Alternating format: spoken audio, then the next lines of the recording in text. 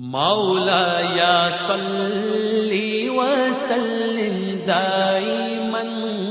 अबदन अला हबीबिका खैरिल खल्क़ि कुल्लिहिम। حدثنا يعقوب بن إبراهيم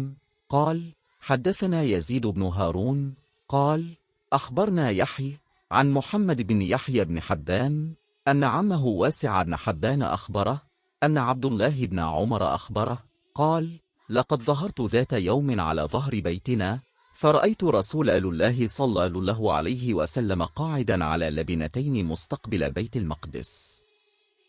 हमसे याकूब बिन इब्राहिम ने बयान किया, उन्होंने कहा कि हमसे यजीद बिन हारून ने बयान किया, उन्होंने कहा हमें ने मोहम्मद बिन हुबुन से खबर दी, उन्हें उनके चचा वासे बिन हुबुन ने बतलाया, उन्हें अब्दुल्लाह बिन उमर रज़ी अल्लाह अन्हुमा ने खबर दी। वो कहते हैं कि एक दिन मैं अपने घर की छत पर चढ़ा तो मुझे रसूल अल्लाह 2 ईंटों पर क़ज़ा हाजत के वक्त